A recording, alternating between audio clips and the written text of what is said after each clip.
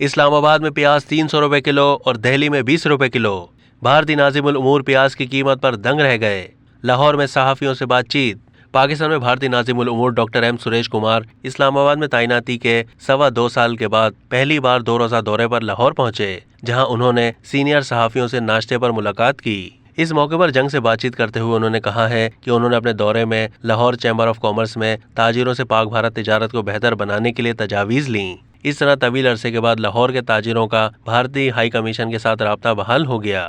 Doctor Suresh Kumar نے دسمبر 2020 میں پاکستان میں ڈپٹی ہائی کمشنر کے طور پر اپنی ذمہ داریوں کا آغاز کیا۔ اس کے ساتھ ساتھ انہیں ناظم الامور کی اضافی ذمہ داریاں بھی تفویض کی گئیں۔ انہوں نے پاکستان میں اپنے قیام کے حوالے سے انتہائی دلچسپ انداز میں گفتگو بھی کی۔ انہوں نے کہا کہ وہ اسلام آباد میں سبزی کی خریداری کے لیے ایک مارکیٹ میں گئے تو پیاز کی قیمت 300 روپے کلو سن کر ان کی آنکھیں کھلی کی کھلی رہ گئیں، کیونکہ صرف چند روز پہلے انہوں نے نئی دہلی میں یہی پیاز 20 روپے کلو خریدی تھی۔ انہوں نے کہا کہ جب پاکستانی تاجر بھارتی بزنس ویزے کے حصول کے لیے درخواست دیتے ہیں تو انہیں جواب ملتا ہے کہ دونوں ملکوں کے درمیان بزنس ہی نہیں تو ویزا کس لیے دیا جائے۔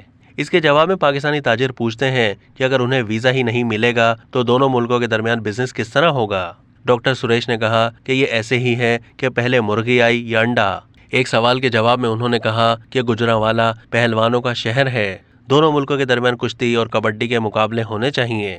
دریاسا نئی دہلی میں دفتر خارجہ کے ایک اعلیٰ افسر نے فون پر جنگ سے بات چیت کرتے ہوئے کہا کہ خطے میں سعودی عرب اور ایران کے درمیان تعلقات کی بحالی کے بعد پاکستان اور بھارت کے بعض دوست ممالک کی کوشش ہے کہ اب اسلام آباد اور نئی دہلی کے درمیان قربتیں بڑھانے کی ضرورت ہے۔